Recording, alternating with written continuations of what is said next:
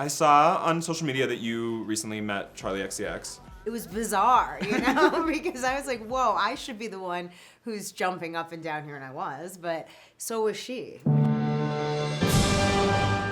I know your bestie Lisa Barlow, who is the self-proclaimed queen of Sundance, is not here. How has it been? I actually think she's now been proclaimed by the Sundance organization That's as true. well. That's true. I think they sent her a tiara or crown. The Queen of Sundance Film Festival is finally getting her crown. Oh my gosh, it's everything. Now I'd say it's fairly official. Obviously, this is the last year where Sundance will be in Utah, your home. How are you feeling about that move and that transition out of Utah for Sundance? I'm so sad, I mean, obviously we can still do stuff in Boulder, and I love Boulder. My daughter went to college there. It's an incredible town, fabulous, but it's different than Park City. And to me, I think when people think Sundance, they think Park City, and that's just not going to be anymore, You think you will go do something at Boulder there still? I would like to. Most of the things I do during Sundance are philanthropic endeavors. We had GLAAD last night. We had the Alzheimer's organization the night before.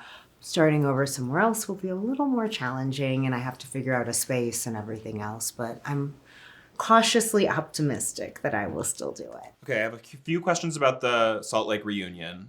First of all, the marquee, I think, event of your reunion has been Andy Cohen walking off for the first time. You're crazy. Crazy. I didn't do anything to you. Okay, stop. Open to me, showing you you're wrong. Okay, good. No, Andy, please.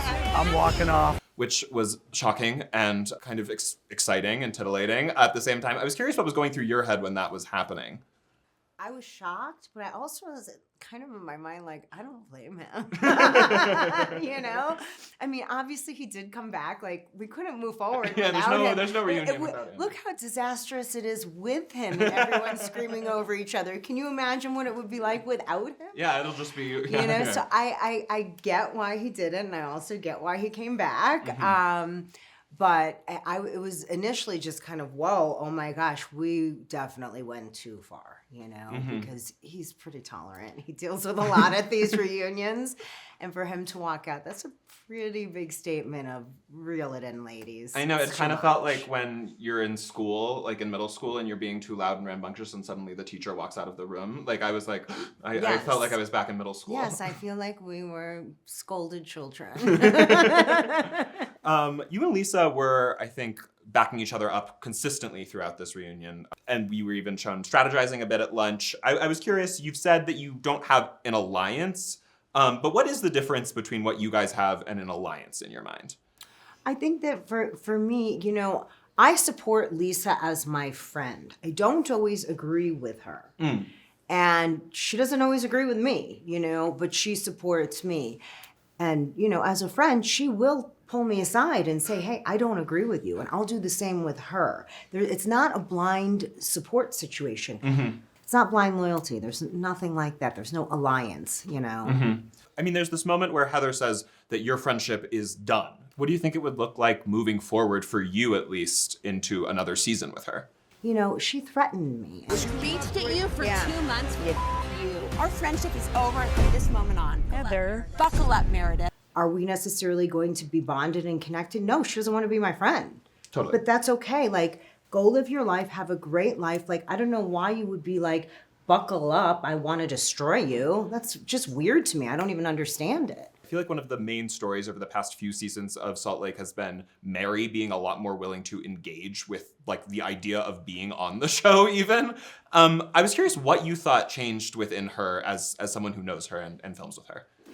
I think that her taking that year off and then coming back and kind of coming back first as my friend and then being full-time again, I think it was like she missed it when she was gone. And I think coming back in as a friend, she was kind of like getting her feet wet again and feeling it out and trying to figure out where she stands. She is not a highly confrontational human being. I'm not either, but I get pushed to it, so I do it. I'll always stand up for myself. So will she, though. I'm not saying that. Yeah. She definitely can be very confrontational, but she's not looking for it. And so I think for her, it was trying to find a way to navigate that works for who she is.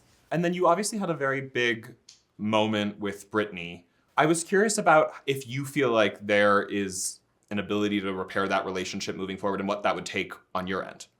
You know, it's really funny to me because I've seen all over social media that she's saying she would never be in my presence again.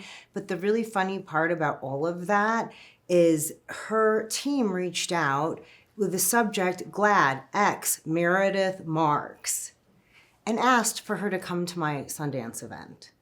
So, you know, Britney has a tendency to struggle with the truth, and that's putting it very gently. Yeah. So I think that's what she was just like, looking for some attention at my expense, as she has done repeatedly, and probably will continue to do. And I'm just not, you know, I wish her well. Is there a conversation that the two of you could have that you think would be helpful moving forward, or is that not something you see happening?